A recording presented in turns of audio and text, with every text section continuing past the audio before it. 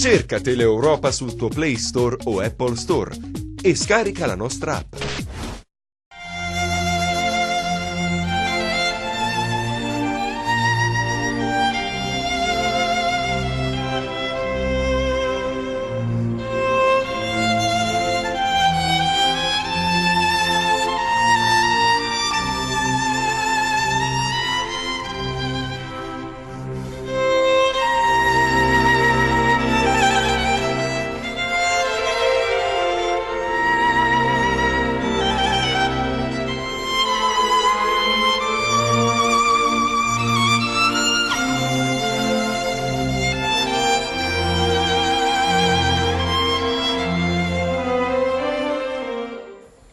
Bentrovati, nuovo appuntamento con questo spazio dedicato all'agricoltura come abbiamo chiamato appunto questa nostra trasmissione. Beh, oggi ci occupiamo forse di uno degli argomenti più interessanti che riguardano il comparto agroalimentare, parliamo della tracciabilità.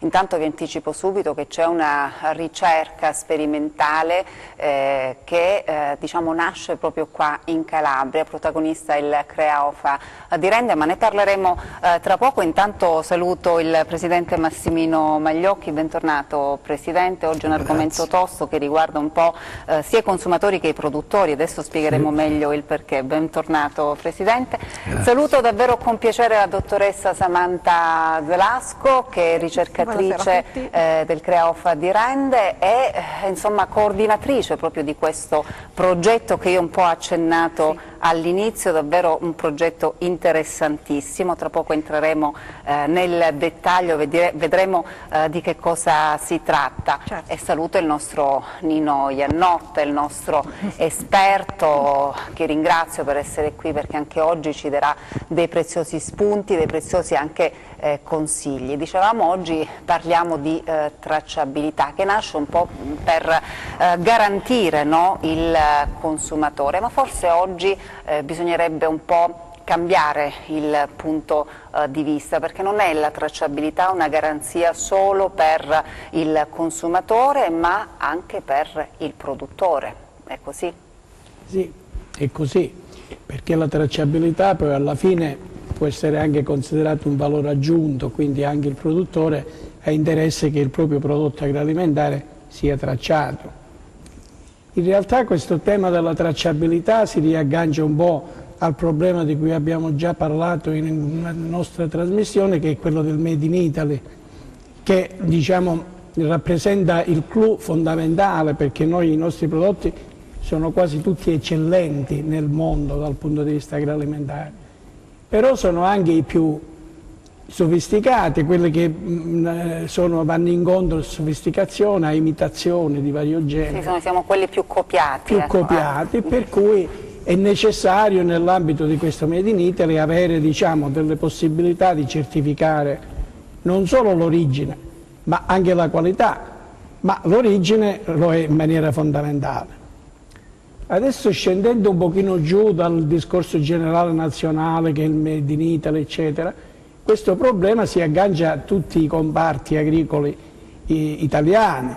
Fra questi naturalmente noi ci occupiamo di olio e quindi nel settore dell'olio cerchiamo di capire come poter effettivamente arrivare a fare un prodotto tracciato e a garantire il produttore e il consumatore. La tracciabilità è un problema, diciamo, di grande attualità, però nasce già da diversi anni questa esigenza di poter, e infatti nacque con la cosiddetta tracciabilità documentale, cioè attraverso i registri, i libri, i quaderni di campagna, attraverso cui il produttore già stabiliva e segnava, diciamo, i luoghi d'origine, la cultivar, e poi il luogo di trasformazione, il luogo di imbottigliamento, il luogo dove andava commercializzato. Adesso ci siamo evoluti però, Sì, fortunatamente poi ci siamo evoluti e nel frattempo è intervenuto anche un altro concetto, che è quello della rintracciabilità, ossia la tracciabilità è il percorso che ogni prodotto agroalimentare percorre dal momento in cui viene coltivato in campo fino al suo confezionamento commerciale finale, quindi all'imbottigliamento e alla commercializzazione. Questo tracciato è tracciabilità. Il percorso inverso, cioè partendo dal prodotto finale, si può arrivare alla parte iniziale, quindi leggendo l'etichetta di una bottiglia noi dovremmo essere in grado di capire e di sapere quell'olio dove è stato prodotto, con quali cultivar, con quali sistemi di coltivazione. Questo sistema inverso si chiama rintracciabilità. Nel momento in cui è nata questa esigenza di certificare e di tracciare anche la rintracciabilità di un prodotto agroalimentare, è intervenuta, diciamo, la cosiddetta fase analitica, perché attraverso le analisi, la ricerca di particolari sostanze, e questo molto successo ha avuto, diciamo, l'evoluzione della biologia molecolare, perché attraverso lo studio del DNA, di frammenti di DNA pescati, diciamo, nell'olio o in altri prodotti agroalimentari, era già possibile rintracciare il genotipo di origine, quindi la matrice genetica, e dalla matrice genetica in qualche modo si può fare anche qualche rilevamento rispetto all'origine.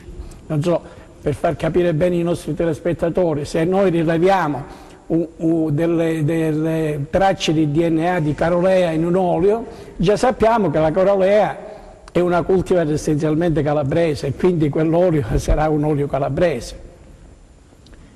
Poi però, diciamo, oltre a questo fatto della rintracciabilità in questo senso, ci sono state anche altre diciamo, evoluzioni, altri aspetti, se vogliamo, anche tecnologici, cioè quelli per esempio di utilizzare dei codici a barra. Sono dei codici che si applicano all'etichetta. A proposito dell'etichetta, ricordiamo sempre l'importanza che l'etichetta ha per un prodotto agroalimentare. Certo. E leggerla, perché io parlo anche per il consumatore, cioè bisogna leggerla, sì, saperla leggere. Leggerla l'etichetta, ecco. E l'etichetta stessa può esprimere attraverso alcune sue forme, come per esempio quella di un codice a barre, può rintracciare tutta la fase precedente che riguardava, diciamo, tutto l'aspetto produttivo.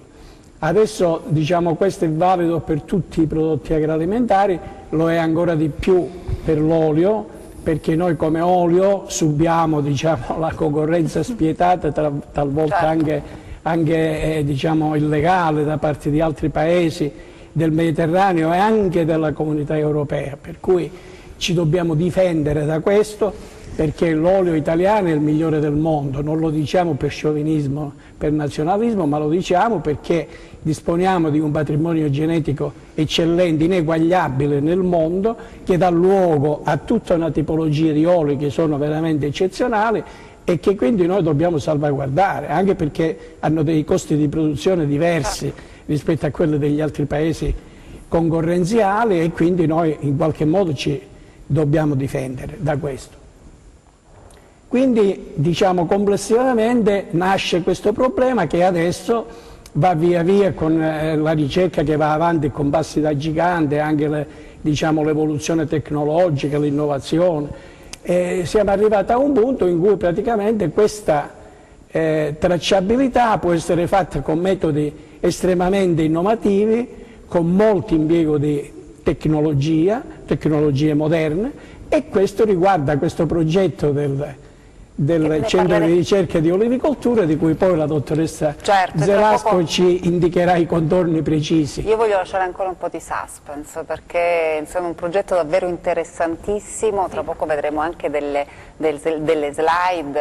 Intanto mi dice subito al volo, perché poi volevo parlare un attimo col Presidente, quanto tempo fa è stato avviato? Beh, allora, diciamo che questa idea è stata sviluppata grazie a una collaborazione con una startup innovativa che si chiama Sispre, e ci tengo in modo particolare a precisare il fatto che la startup è stata fondata dall'ingegnere Fabio Mario Scalise, che ha origini calabresi. Quindi è una ricerca calabrese, ecco, è quello che dicevo all'inizio. Quindi è nata qua fondamentalmente, per cui è nata grazie anche a quelle che sono le competenze ingegneristiche di FISPRE, quindi di tipo informatico ed elettronico, e le competenze del CREA, per cui c'è stato questo connubio che ha portato a sviluppare un sistema di tracciabilità innovativo. Questo sistema, rispetto a quelli che ha elencato il dottor Iannotta, presenta un vantaggio veramente enorme a mio avviso, e questo vantaggio è il fatto che il sistema è automatico. Automatico, che cosa vogliamo dire con automatico? Cosa significa? Significa che tutti i dati che noi registriamo, quindi a partire dal campo fino alla bottiglia, tutto quello che succede viene registrato in maniera automatica senza l'intervento dell'uomo. Questo significa due cose: uno, che tu puoi applicare il sistema di tracciabilità senza utilizzare ulteriori risorse umane. Non sono necessarie delle risorse umane specializzate, quindi del personale qualificato per l'operatività del sistema e per l'utilizzo, diciamo, del sistema di tracciabilità, ma soprattutto i dati che vengono registrati non sono manomissibili. Pertanto, quindi, questo sistema garantisce l'assoluta trasparenza.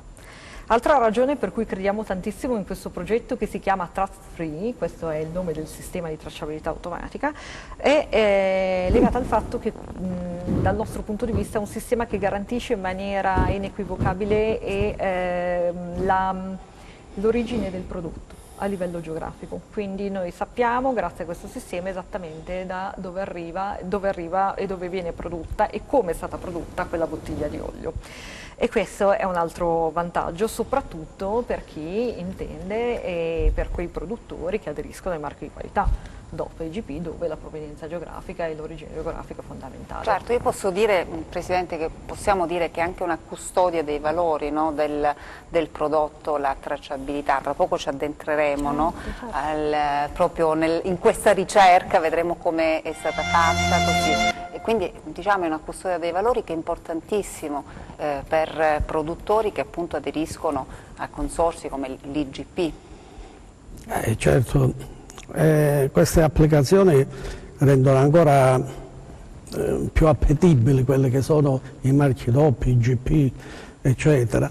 Anche perché, come accennava prima la dottoressa Zelasco, l'applicazione di questi nuovi sistemi ci aiutano tantissimo, sia per quanto riguarda l'origine del prodotto, ma anche il miglioramento delle qualità, il miglioramento anche dei tempi di raccolta, di produzione, cioè tutta la filiera di quello che può essere il miglioramento qualitativo del prodotto, quindi un aiuto maggiore a quello che è già un prodotto di per sé eccellente, un prodotto già a marchio preciso di eccellenza, un IGP che garantisce già di per sé il consumatore, ma con questi sistemi è una garanzia maggiore affinché il consumatore si avvicini con più disponibilità al consumo e all'acquisto del prodotto. Posso infatti intervenire,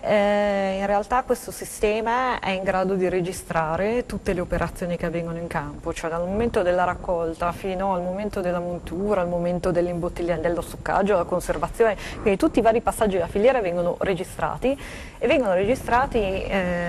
quindi viene valutato ovviamente il tempo in cui, cioè esattamente il momento in cui viene raccolta quella cassetta di olivo. Noi sappiamo il destino di quella cassetta, sappiamo dove va e quando va. Ad esempio quando viene portata in frantoio, quindi sappiamo che per fare un prodotto di qualità è necessario molire le olive ovviamente in tempi molto rapidi, e questo sistema in automatico registra questo dato, per cui come è fate, dottoressa? Adesso sveliamo, sveliamo questa ricerca chiaramente ancora in corso. Sì, stiamo completando la sperimentazione, cioè abbiamo dal punto di vista tecnologico completato il dispositivo e diciamo il sistema è completo, è maturo, dal punto di vista tecnologico funziona. Quello che dobbiamo ancora fare fondamentalmente è, diciamo, visto che una delle peculiarità del sistema è la versatilità, vuol dire che il sistema deve funzionare in tutte le realtà produttive possibili e immaginabili, quindi con diverse modalità di raccolta, diversi sistemi di trasporto dell'oliva al frantoio, diverse modalità di lavorazione, diversi sistemi di stoccaggio e di distribuzione del prodotto. Per cui quello che noi abbiamo intenzione di fare quest'anno è che purtroppo l'anno scorso non abbiamo potuto completare a causa delle avverse condizioni climatiche, per cui tutte le aziende che hanno aderito al progetto non abbiamo potuto chiudere la sperimentazione in tutte le aziende proprio perché alcune non hanno proprio raccolto, per cui non abbiamo potuto completare tutte le casistiche in modo tale da rendere robusto il sistema e poter ovviamente affermare quindi la sua enorme versatilità. Quello che completeremo quest'anno, però da un punto di vista funzionale, da un punto di vista tecnologico il sistema già è quindi assolutamente come fate, con delle funzionante. telecamere, con GPS? Sì, esattamente, cioè sicuramente ecco, adesso mi dispiace non poter parlare e raccontarvi nel dettaglio a livello proprio di contenuto tecnologico, proprio perché il sistema Trust Free è stata fatta una richiesta di brevetto, quindi non posso non possiamo svelare però più di quello tanto. Esatto, non possiamo proprio svelare tutto e mi dispiace molto, però purtroppo così, e fondamentalmente però è un sistema che la forza di questo sistema è perché proprio coniuga differenti conoscenze e competenze dal settore appunto ICT, cioè quindi quello dell'internet applicato alle cose fondamentalmente, che richiede competenze di tipo informatico, di tipo quindi elettronico, quindi approcci ingegneristici molto come dire, rigorosi e anche molto innovativi, e però dall'altra parte anche tutta la conoscenza di quella che è la realtà produttiva e di quella che è la filiera olivicolo-olearia. Ovviamente poi questo sistema abbiamo intenzione di spostarlo e quindi di applicarlo anche a differenti filiere agroalimentari, come ad esempio quella del vino. Ovviamente qui poi verranno coinvolti altri colleghi con differenti competenze, però la collaborazione continuerà. Su quante aziende è stata avviata questa sperimentazione? Sono tutte aziende calabresi? Non tutte calabresi, allora diciamo che ovviamente SISPRE opera ovviamente a livello nazionale, così come il CREA naturalmente, per cui l'idea nostra è quella ovviamente di allargare questo sistema a livello nazionale, però quello che posso dire è che le aziende che hanno abbracciato con maggiore entusiasmo il progetto sono state le aziende calabresi, quindi con grande orgoglio dico che hanno captato e hanno recepito immediatamente il livello di innovazione dell'idea e soprattutto la forza del sistema, il valore aggiunto che può fornire questo sistema in etichetta, perché il consumatore attraverso una semplice lettura con un'app che legge il QR code può leggere tutto il mondo che sta dietro al prodotto finale, può leggere tutto quello che è accaduto affinché per ottenere quella bottiglia di olio, cioè quindi a partire dalle olive raccolte dalla pianta, e quindi ha la possibilità di vedere e di individuare tutte le informazioni appunto raccolte dal sistema lungo la filiera produttiva. Quindi anche i quindi quanto tempo è stato stoccato il prodotto, se ha subito delle trasferimenti.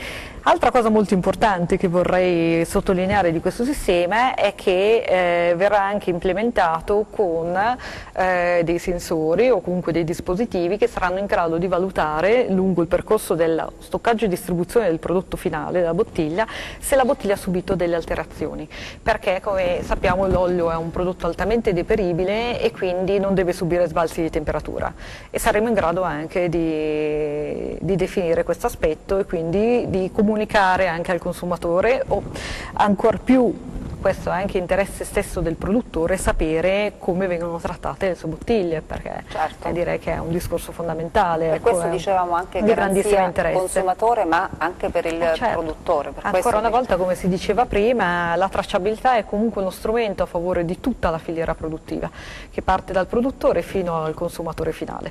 Quindi non tutela solo il consumatore finale, ma tutela anche il produttore, anche attraverso questi sistemi.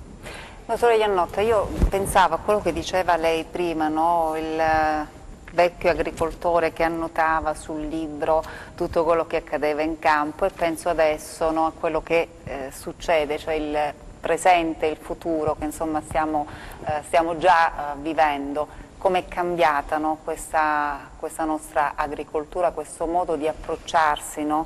E la cosa molto bella che diceva anche la dottoressa, l'entusiasmo delle aziende calabresi, significa che insomma c'è tanta voglia di competere, di migliorarsi, di aprirsi anche a mercati sempre più bassi, sempre più grandi. Non c'è più l'agricoltore di un tempo che insomma raccoglieva l'oliva, portava l'oliva al frantoio, faceva il suo olio e poi insomma finiva lì. Invece no, adesso c'è tanta ricerca, tanta voglia di conoscere, di mettersi anche in gioco, ecco, perché anche fortunatamente no, perché l'agricoltura ha subito una grandissima evoluzione in tutte le filiere agroalimentari, ma diciamo ancora di più se consideriamo gli orizzonti futuri verso i quali può approdare questo tipo di produzione, che poi è la produzione agricola.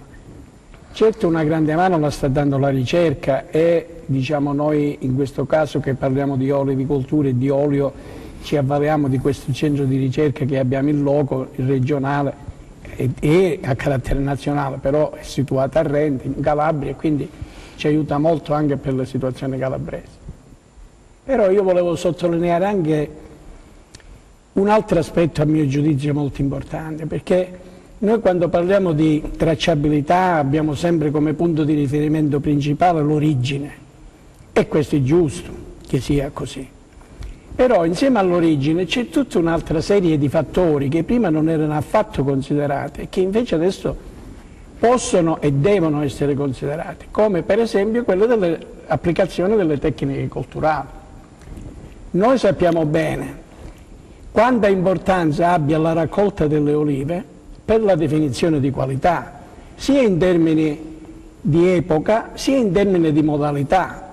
Quindi noi dobbiamo sapere se su quella cultivar è stata individuata l'epoca ottimale di raccolta, non so, per esempio per la carolea, se è stata raccolta entro il mese di ottobre e come, cioè se è stata raccolta dalla pianta, quindi attraverso strumenti tecnologici, macchine come gli scuotitori o altri attrezzi che servono, perché questo poi alla fine aiutano a certificare la qualità. Ecco l'altro secondo aspetto di cui volevo parlare. Quindi non solo origine, ma anche gli aspetti qualitativi. E quindi definire, diciamo, anche attraverso la tracciabilità quali sono i passaggi fondamentali per la produzione di qualità e per la certificazione di questa qualità. Faccio un esempio. Agricoltura biologica, olivicoltura biologica, olio biologico. Allora ci si chiede, va bene, noi sappiamo che queste olive sono raccolte in ottobre, sono raccolte bene, sono trasportate bene, sono frante bene, sono commercializzate bene, ma noi che ne sappiamo come sono state trattate? Sono state trattate con sistemi ammessi dalla normativa del biologico oppure attraverso la tracciabilità? È possibile fare questo?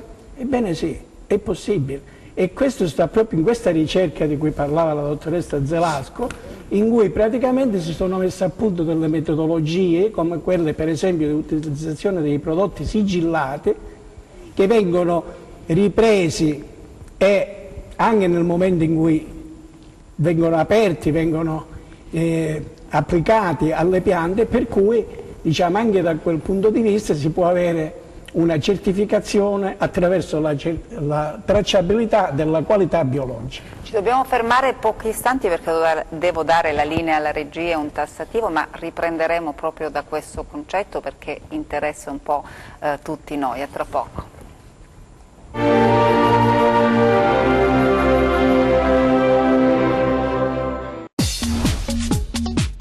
Cerca Teleeuropa sul tuo Play Store o Apple Store e scarica la nostra app.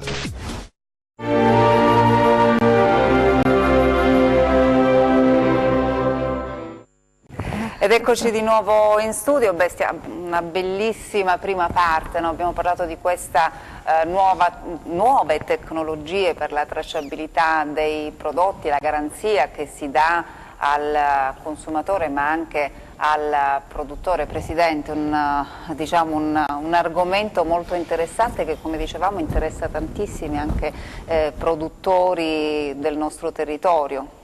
Certo, sicuramente anche come consorzio credo che non può che esserci tantissimo interesse ad iniziative del genere, a queste tipologie di ricerca, certo, perché sono quei vettori che danno ancora, come dicevo prima, quel valore aggiunto in più che fa tanto piacere al consumatore e al produttore.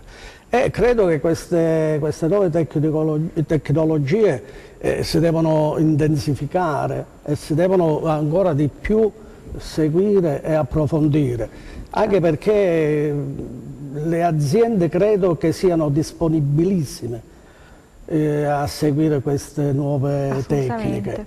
Ma per seguire queste nuove tecniche credo che deve avere anche a fianco le istituzioni che possa mettere a disposizione sia i tecnici, i ricercatori, eccetera, per dare questo spunto maggiore a questa novità, a questo modo nuovo di fare agricoltura in un modo moderno, in un modo veramente importante, perché è una salvaguardia su tutta quella che è la produzione agricola.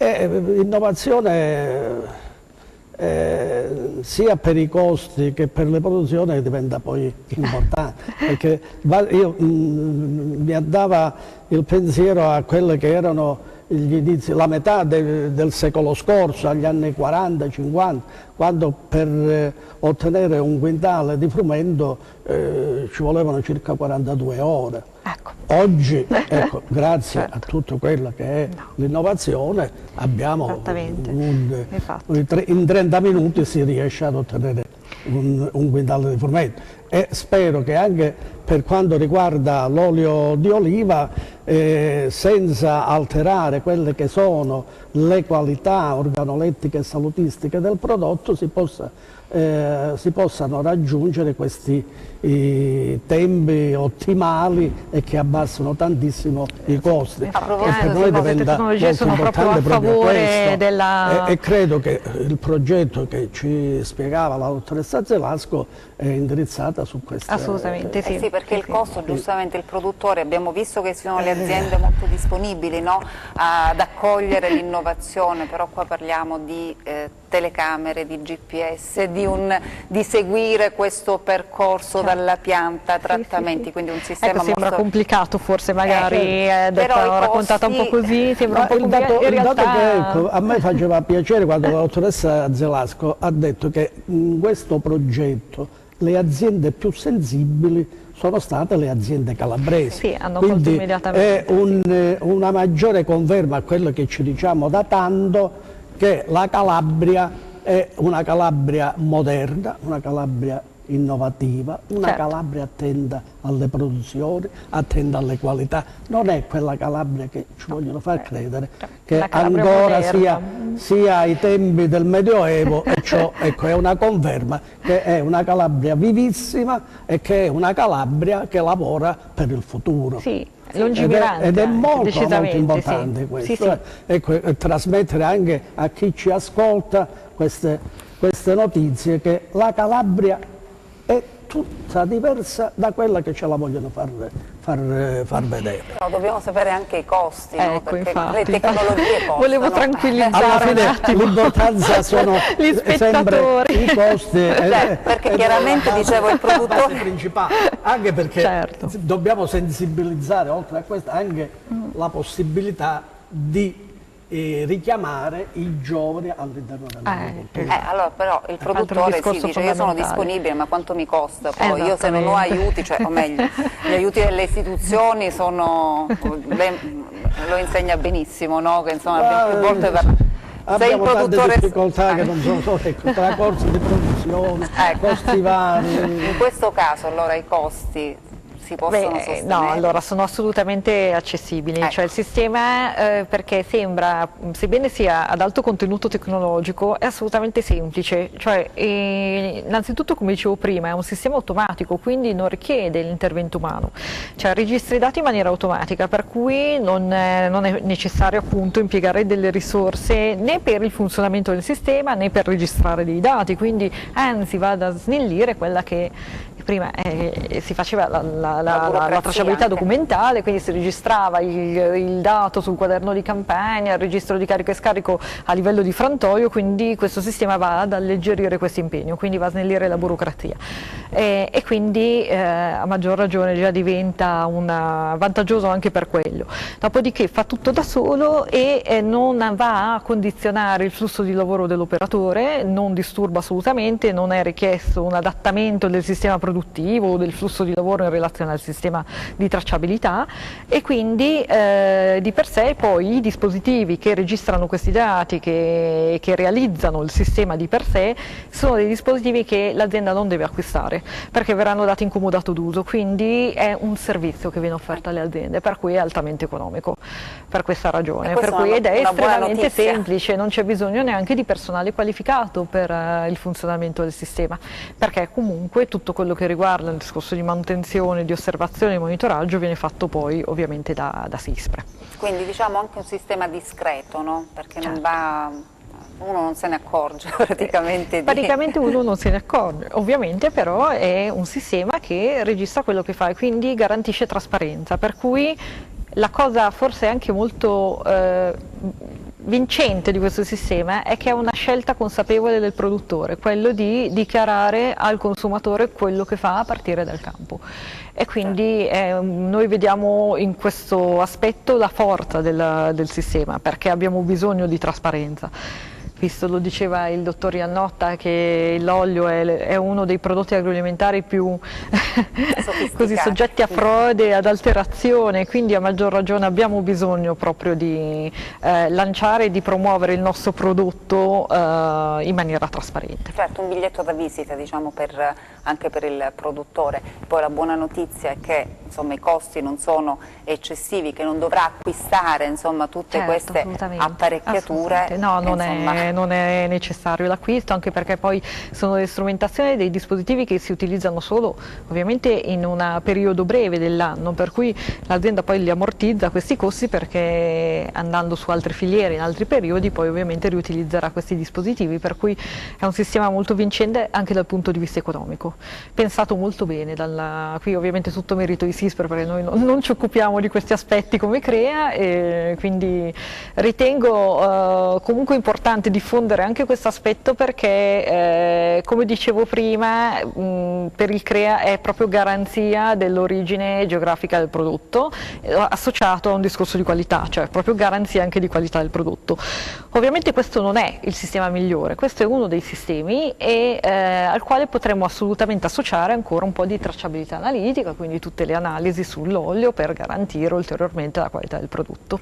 Quindi insomma la ricerca va avanti chiaramente. Certo, assolutamente. Ma questi sensori, dottore Iannotta, questa tecnologia, ecco, in quali altri campi si può applicare? Cioè noi abbiamo detto la tracciabilità del prodotto, però abbiamo detto che ormai l'agricoltura non è più la zappa di una volta, assolutamente, c'è molto software anche in agricoltura. Ci sono altri campi, di applicazione? Certamente sì, io penso che il futuro dell'agricoltura sia sempre un futuro più tecnologico.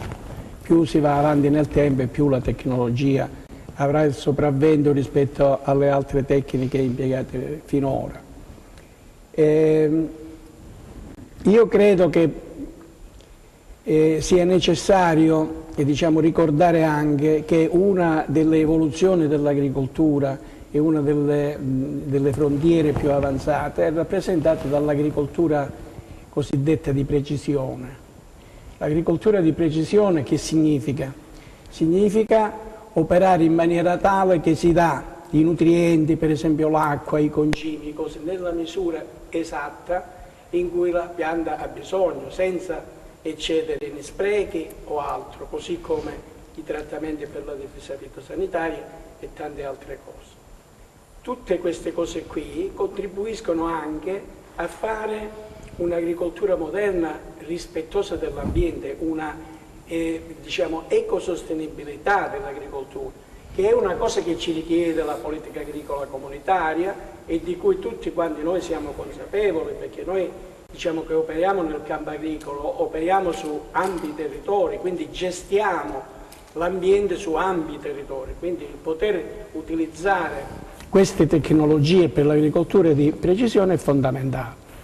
Faccio un esempio: una volta si faceva l'irrigazione, ammesso che si facesse, perché per l'olivicoltura in molte aree non si faceva proprio l'irrigazione, ma si faceva con volumi prestabiliti, infatti si parlava di 2.000, 3.000, 4.000 metri cubi per ettaro, eccetera. Io ricordo i primi tempi che facevo il ricercatore, mi occupavo anche di queste e i criteri erano questi. Oggi non è più così. Oggi ci sono dei sensori che si applicano alle piante, il quale sensore va a misurare la tensione idrica all'interno della pianta e ti sta a specificare se la pianta sta soffrendo in quel momento della siccità oppure se non sta soffrendo della situazione della esigenza idrica. E quindi l'operatore si può regolare di conseguenza. Tornando alle parole che diceva lei prima, il contadino del futuro sarà meno visto, ancora sì, sul trattore, sulle cose eccetera, ma sempre di meno, e sempre più sarà visto davanti a un computer con un software in grado di gestire tutte queste cose che all'interno della propria azienda succede, senza considerare poi un altro aspetto, quindi non solo l'agricoltura di precisione eccetera, ma anche la possibilità di programmare tutte le operazioni colturali nell'ambito di una conoscenza globale del territorio. Del territorio bisogna sapere tutto, le temperature, bisogna sapere le umidità, bisogna sapere l'andamento dei cicli biologici della biogenosi, quindi sia che si tratti di endomofauna utile sia che si tratti di endomofauna parassita.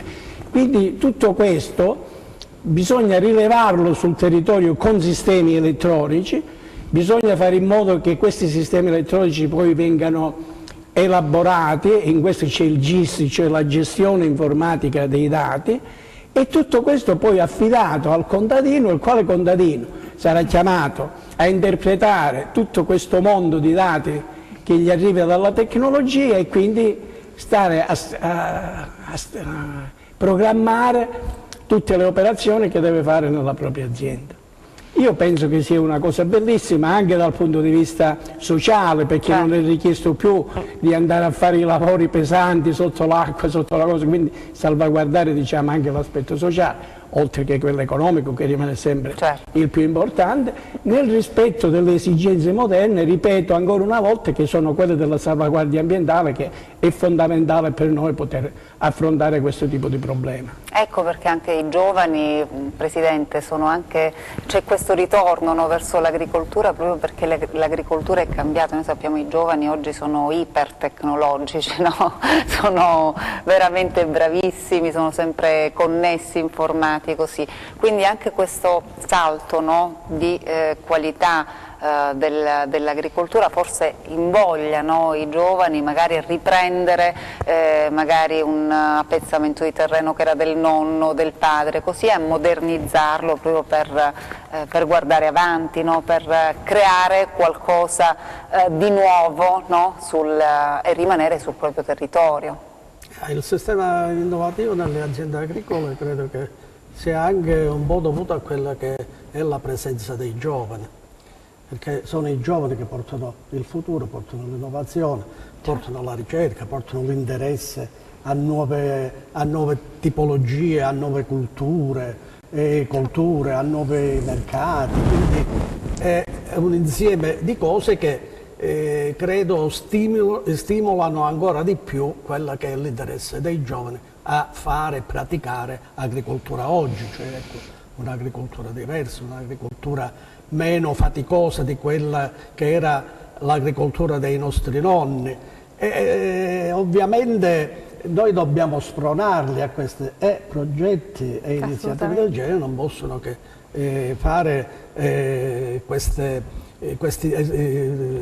promuovere questo interesse dei giovani. Ovviamente ci sono poi tanti altri aspetti sull'innovazione, sull'investimento appunto di nuove tecnologie, e fare nuove tecnologie, fare nuove produzioni, cambiare nuovi sistemi produttivi, ovviamente c'è bisogno di investimenti. Oggi purtroppo noi stiamo assistendo e lo stiamo toccando con mano proprio questo problema a investire da parte sia dei giovani e sia delle aziende già operative nel mondo dell'agricoltura, perché con Basilea 2 le aziende agricole si trovano ad essere penalizzate, perché l'accesso al credito è diventato ancora più difficile di quello che era l'accesso al credito di tanti anni fa, pur essendoci vari enti che possano aiutare le aziende ad accedere al credito, però al momento di fare questi passi c'è un muro di Basilea 2 che dà delle specifiche creditizie che ancora di più danno. Insomma un freno. Ecco, è un freno maggiore, e ci sono queste difficoltà, e se oggi da noi l'agricoltura non riesce ad esprimere tutto quella che è la sua volontà, è anche dovuto a questo. Noi lo stiamo toccando con mano proprio in questi ultimi tempi, dove le aziende stanno veramente subendo dei ritardi nelle innovazioni, eccetera. Guardi, io mi auguro che questi sistemi vengano un po' rivisti da quelli che sono sia gli operatori finanziari, economici e cose, appunto per dare agio a queste cose.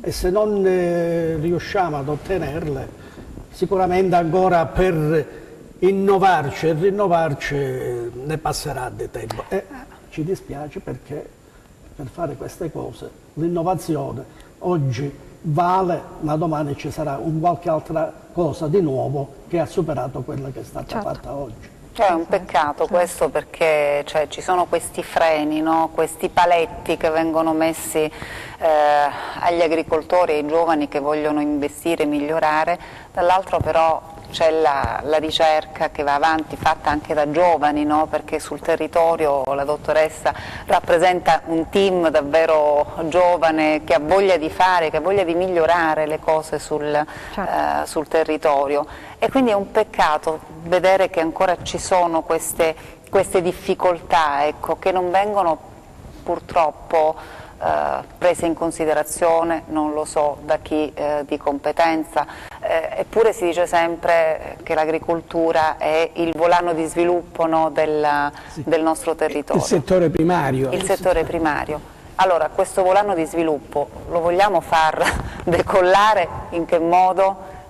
Che cosa bisogna fare? Ecco, come stimolare, no? Come far sentire la voce delle tante persone che vogliono rimanere qua in Calabria, che vogliono usufruire della nuova tecnologia, che vogliono continuare a creare economia sul territorio, ma se poi trovano queste difficoltà, che fanno? Che bisogna fare? Come bisogna agire?